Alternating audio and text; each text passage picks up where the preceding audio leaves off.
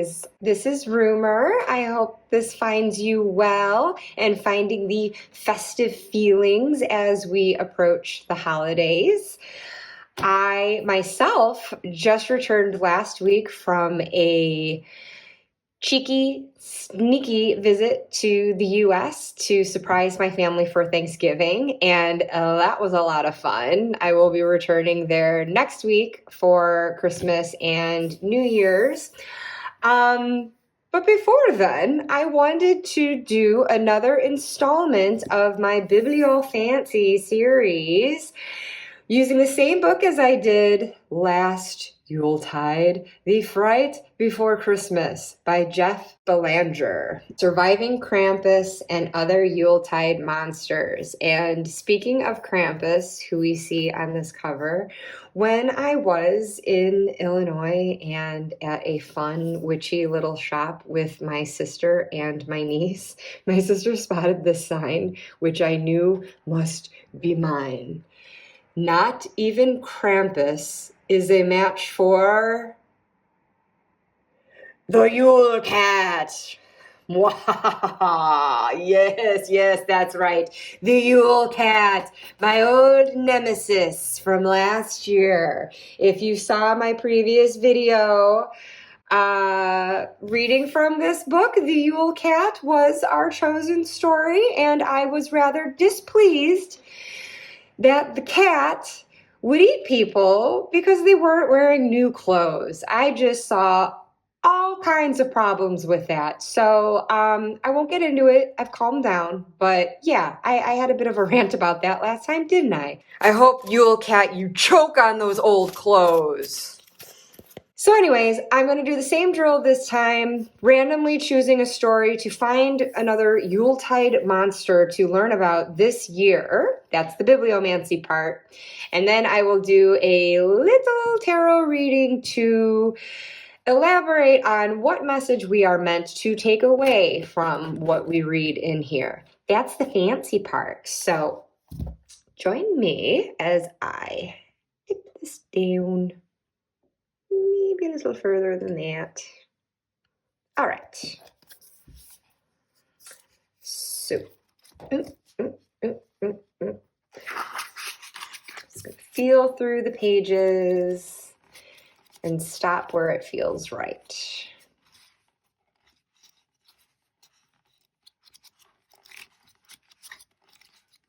Disclaimer though, if I land on the Yule Cat again, I will choose a different story.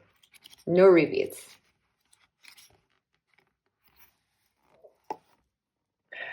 A knock at the door. Well, they don't look like monsters. Unless this is like the Buffyverse and we can't trust what people look like on the outside. These look like carolers to me. Let's see here. And if you're going door to door, well, you might as well go under the guise of goodness and song, right? I mean, there's nothing creepy about a bunch of strangers gathering at your door or a bunch of your neighbors in masks, in the dark, in the cold, singing, demanding libations and presents. Today we call it caroling, but that's a modern misnomer. And as with everything related to this festive holiday, its roots run deep. Here we come a-wassailing among the leaves so green. Here we come a-wandering so fair to be seen. Love and joy come to you, and to you your wassail too. And God bless you and send you a happy new year. And God send you a happy new year. I don't know the melody for this third stanza, so let's just say it because I think you probably didn't want to hear my singing voice in the first place, yeah? Our wassail cup is made of the rosemary tree, and so is your beer of the best barley. Wassailing was a term I was familiar with thanks to this classic holiday song. For years I thought the term was interchangeable with caroling, thanks to hearing the same exact song with the variation, "Here we come a-caroling." But that's not quite right. There was a time in the Celtic region of the world when pagan groups would gather in orchards and sing songs to the fruit trees to appease the spirits of the orchard. In addition to singing, the wassailers would bang on metal. and make a ruckus to scare off bad spirits. The intent was to ask for a bountiful harvest the following year. The grateful owner of the orchard was expected to reward the singers with a warm, spiced, boozy beverage in a big bowl that would be shared among the group. The drink could be warmed ale or beer with mulled spices, or a cider of some kind. Nothing too strong, or else the singers may get belligerent, just strong enough to keep them toasty and happy. We sing to scare away bad spirits. Sometimes farmers would ask for the same ritual of singing and scaring away bad spirits to be performed on their animals. I don't know why it's just making me laugh picturing possibly a group of people singing at an animal. I don't know how it went down. The payment was the same though. Treats, booze, and sometimes money. The Celtic reign ended as the Roman Empire spread into their homelands in Western Europe during the 1st century CE. But that doesn't mean the Celtic ways were completely lost. They just changed labels. People still sang and drank at harvest time. It just moved indoors over the centuries. Though the exact origin of the term wassailing is unknown, it appears to be a derivative of the Anglo-Saxon greeting was hail, which translates to be in good health.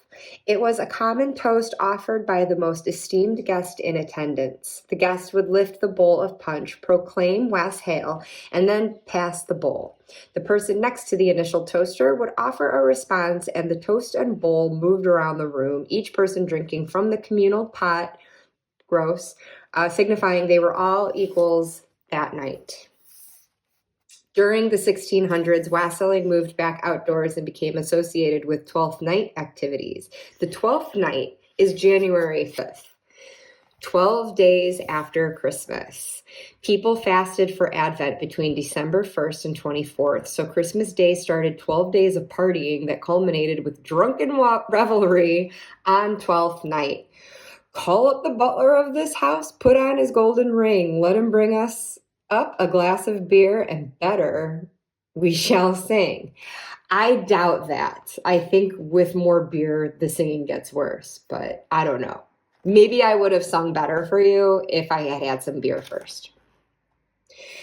Wassailers would carry their large wassailing bowl, often made from wood, to the homes of their wealthy neighbors, sing their songs, and hopefully get their bowl filled with more booze. They're in it for the booze, folks. I don't think this is all about the evil spirits. They may also ask for money. We have got a little purse of stretching leather skin. We want a little of your money to line it well within. Ultimately, the wassailers offered their blessing if they were pleased with their payment. God bless the master of this house, likewise the mistress too, and all the little children that round the table go. Finally, the wassailers parted with a message that those inside were better off than those outside, that they should count their blessings. Good master and good mistress, while you're sitting by the fire, pray think of us poor children who are wandering in the mire. So here's an image of the wassail bowl at Christmas. An English illustration from 1860. I wonder if anyone got it and just shoved their whole face into it. All in good fun, right? Sure, but by the 1700s, though the celebration of Christmas was not really a thing like we know it today, the wassailing tradition came roaring back, and with less civility than before. The singers were still drunk, but now they were angry. Uh-oh, bad combo. The songs were less request and more demand for libations, food, and money. So what changed? The Industrial Revolution, for one. By the latter half of the 18th century, factories were popping up all over Europe, with the American colonies following soon after. Factories offered low pay and grueling hours. Running water from streams, rivers, and man-made lakes and pond runoffs drove enormous water wheels that powered machines in these factories. Now the world could produce goods quickly and cheaply. We were entering a brave new world full of automation. These factories made some people very rich while their employees struggled to get by. Oh, I'm glad that doesn't happen anymore. Shaw. The gap between the haves and have-nots grew into a wide canyon. By December, factory owners in northern regions had two big problems. First, there was less daylight, so workers couldn't work as many hours. Second, at some point, ponds, lakes, and even rivers froze, meaning the factories shut down and workers were laid off until the spring. With idle time and desperate finances, these poor workers took the opportunity to resurrect some old Yuletime ways. Wassailing now looked more like a drunken mob bordering on a dangerous riot, as the rabble hammered their fists on doors of the well-to-do employers, demanding good food and drink. The wealthy now had a decision to make. They could get rough with their out-of-work employees and their families. They could send out the brute squad to rough them up and move them along, or they could play along. In short, Christmas was turning back into something it had been ever since they called it Saturnalia, an annual steam valve, a time for the common people to tie one on, party with the rich, get a handout or two, and settle in to survive the long, dull winter. Mummers are wassailers who've been thrown on the island of misfit toys. Mummering was born in England, where troops of actors would act out plays. One popular play was the Middle Ages story of St. George and the Dragon. The plot involves George, who arrives in a small village where the locals have been terrorized by a dragon. Before George's arrival, the villagers were forced to sacrifice a sheep each day to feed the scaly monster. But when the village ran out of sheep, the king proclaimed they must sacrifice a child each day to keep the dragon from running amok. Good God. The children were chosen by lottery until one day the king's daughter was picked. Thankfully for the king, that was the day George was passing through the village. Ah, such luck. George was astonished at what was happening, so he offered to kill the dragon. George stalked the beast to discover a vulnerable patch under the dragon's arm where he successfully slayed the beast. St. George would go on to become the patron saint of England, and to give credit where it's due, I can confirm that there are no dragons in England anymore. I've been there multiple times and checked. I can vouch for that. I've been here for a while. I've not seen any either. But now we know, if we do, go for the weak spot under the arm. I wonder if it would just suffice to tickle in that case. I don't know. I'll try, and I'll get back to you. Mummers act out this play dressed in crude disguises like a sheet over one's face with eye and mouth holes cut out. Ooh, like a ghost. Underwear, maybe worn outside of one's clothes. Excuse me, this is quite bawdy. Basically, if you spent more than 5 minutes and $5 on your mummering costume, you did something wrong. Men dress as women, women dress as men, and masks are worn. The point is to disguise yourself because you're visiting your neighbors who know everyone in the village, so they must guess at who you might be. And I don't think I would want them to guess it was me if I was wearing my underwear outside my clothes, you know what I mean? But mummers also disguise their voices. Mummering is not a big deal in England anymore, yet it survives and even thrives in St. John's, Newfoundland, Canada. The earliest record of mummering in Newfoundland dates back to 1819. Given the region's predominantly British and Irish population, it makes sense that these groups brought mummering over from their homeland. In the mid-19th century, mummering was popular there around Christmas time, but then something terrible happened. In December of 1860, in the town of Bay Roberts, a local fisherman named Isaac Mercer was walking home when a group of 6 mummers jumped him and beat him to a pulp. They picked him up and walked him home, but Mercer died in his sleep that night. Oh my God. Mercer was a Protestant. His attackers were Catholic. Oh, great. This was during a time when these two groups were not getting along in Newfoundland. Mummering had always been unruly, but now the practice had turned lethal. Clearly. So the government stepped in. On June 25th, 1861, the Act to make further provision for the prevention of nuisances was passed. Great name, right? Anyway, the law was clear. Any person who shall be found at any season of the year without a written license from a magistrate, dressed as a mummer, masked or otherwise disguised, shall be deemed guilty of a public nuisance. Basically, you needed a permit to go mummering. However, the following year, an amendment to that act was passed, making mummering illegal in Newfoundland, period. And illegal it remained until 1992 when the act was repealed. Just because it was illegal doesn't mean it wasn't practiced in pockets and villages. In the 19th century, mummering in Newfoundland, and before I turn the page, here are the Philadelphia mummers. Okay. So the 19th century mummering in Newfoundland was dangerous. Back then, they called it mummers and fools. Some mummers would procure a pig's bladder from a butcher, fill it with rocks, and hit people with it as they marched in their mini parades. My God, the mummers are assholes. Combine the 1861 murder with the violence, and it's easy to see why the government would want to put a stop to mummering. In short, the fool-to-mummer ratio was leaning too heavily toward the fools. But then mummering returned in a big way to Newfoundland on the back of a 1983 folk tune called The Mummer's Song by a duo from Fortune Bay called Simani. The song features an accordion and an almost polka beat. Oh, that's delightful.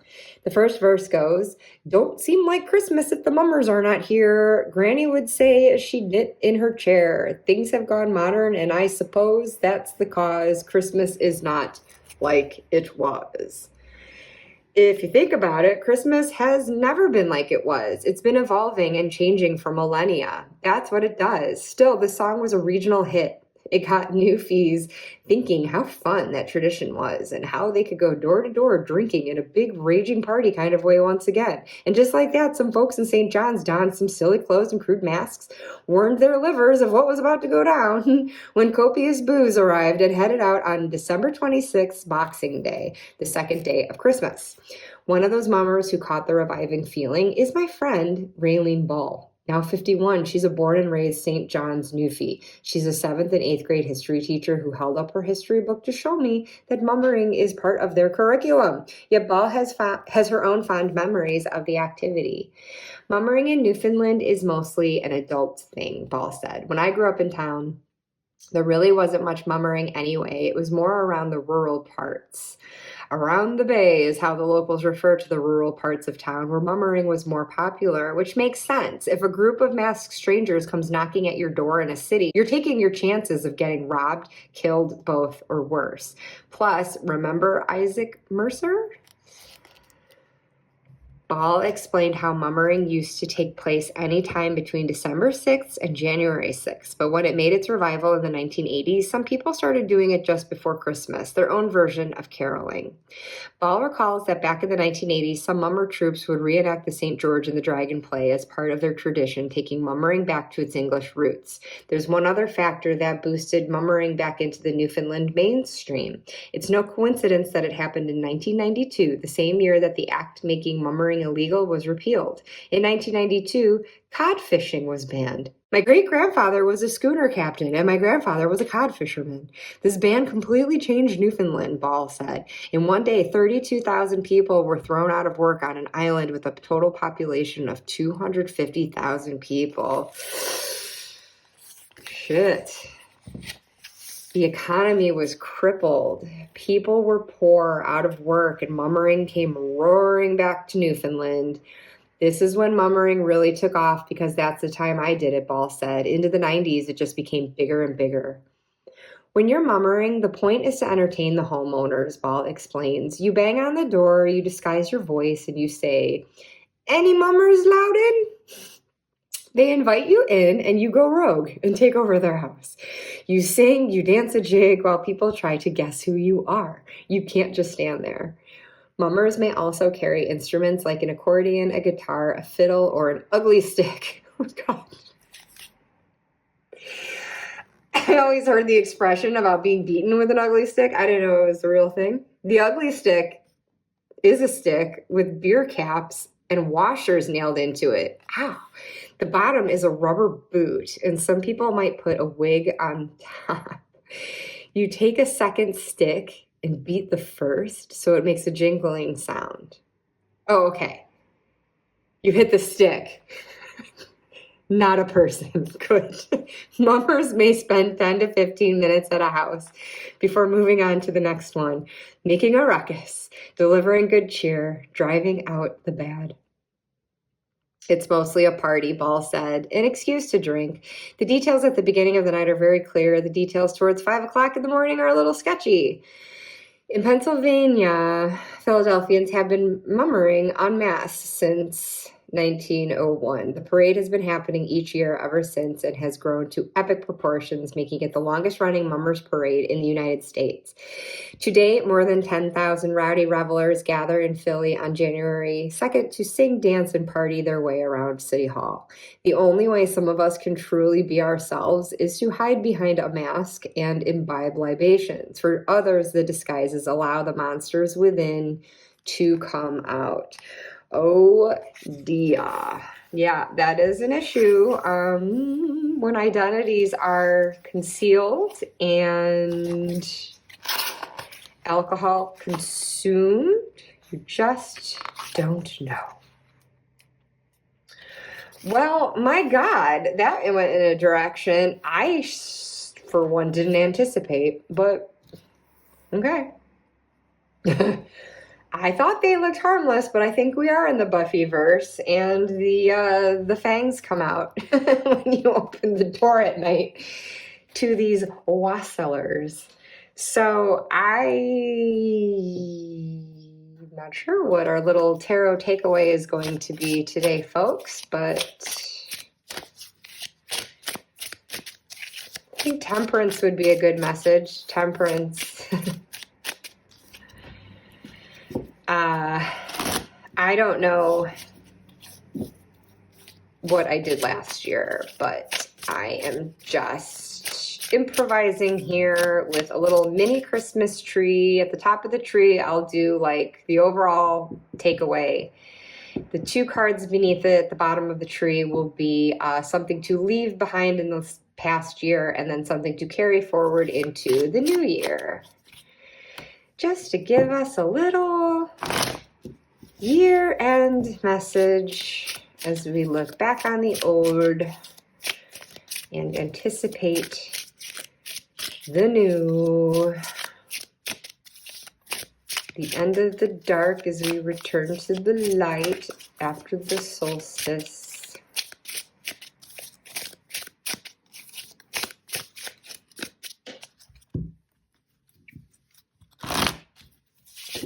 This is the Christmas Tarot, by the way, which I found on Etsy. I'll leave a link if it's still available. Images are taken from vintage greeting cards, so they're kind of, you know, after the fact curated and wedged into tarot context, which creates a big disconnect quite frequently between image and tarot meaning. And yet I still enjoy it. I still like this deck. So I'm not a diss. It still has a place in my collection.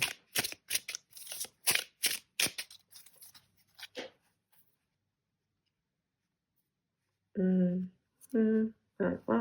no, I'm not feeling a place to cut the deck yet.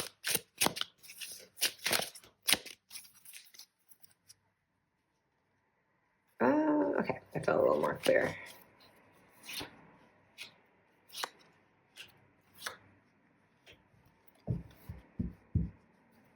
Let's go ahead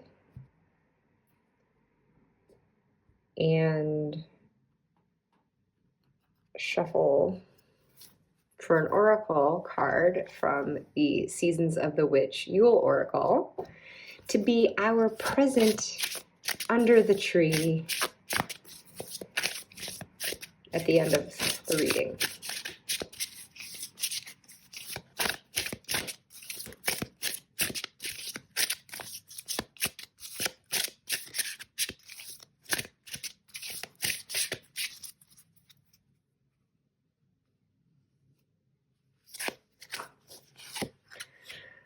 All right then.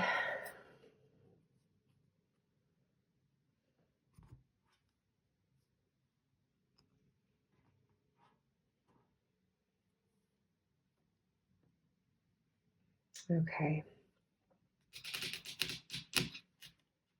I don't know what to expect here. The Wheel of Fortune.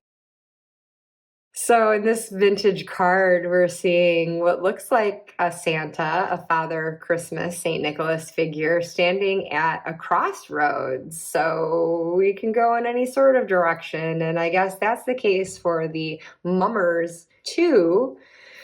We saw those ups and downs with the Wheel of Fortune through the years of this tradition.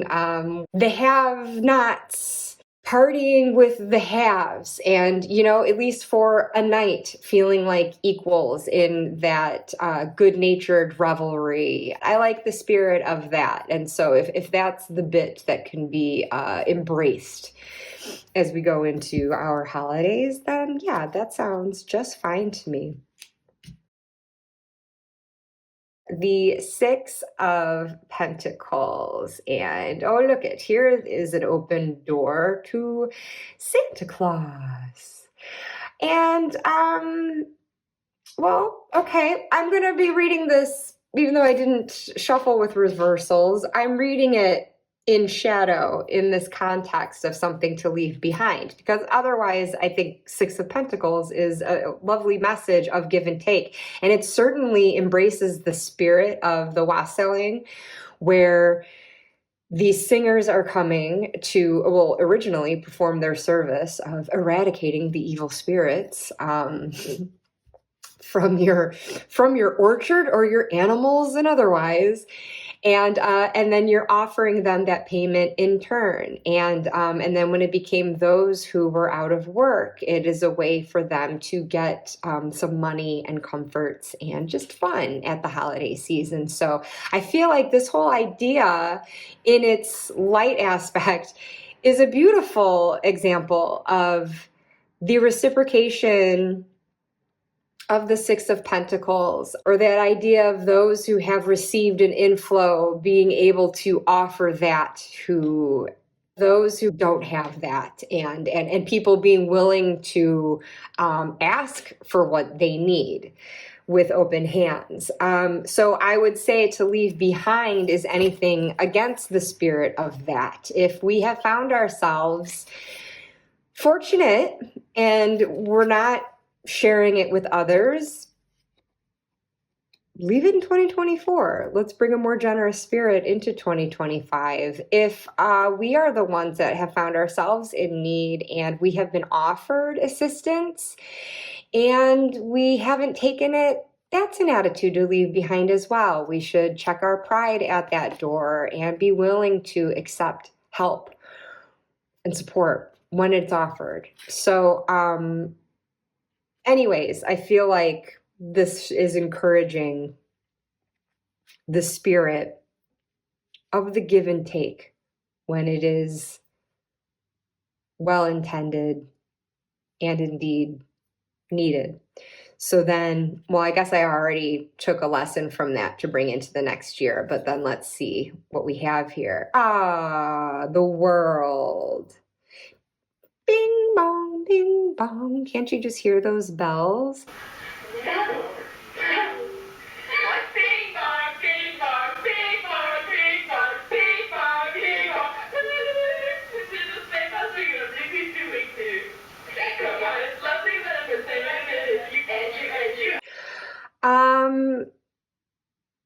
Okay, I think this flows into that, the spirit of the Six of Pentacles, that giving and receiving, as we've seen with the wassailing and the mummering.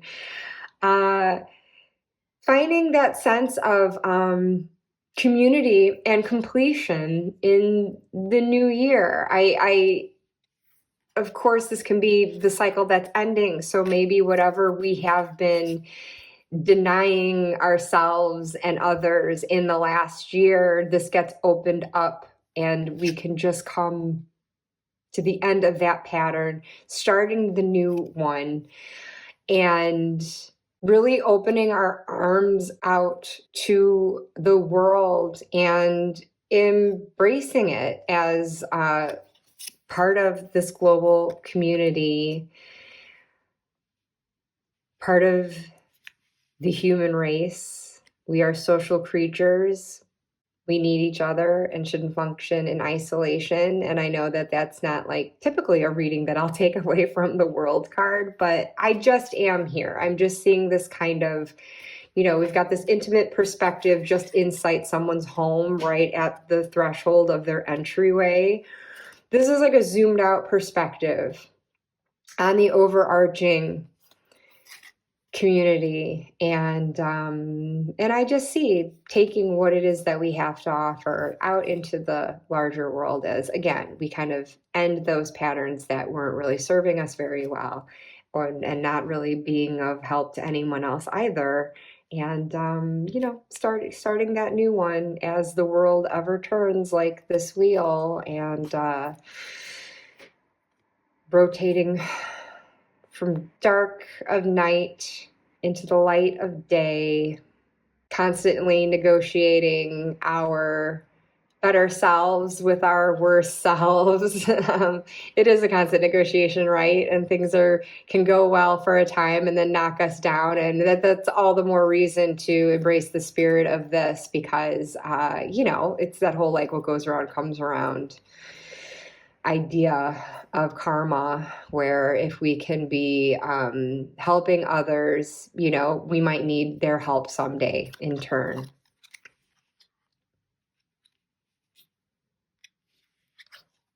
So our gift under the tree is tranquility. In thy womb of blissful quieting and calming stillness lives the world of worlds, spellbound to the silence.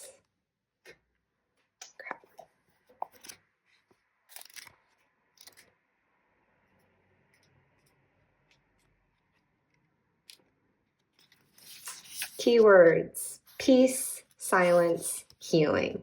We're not going to get much silence with the mummers around.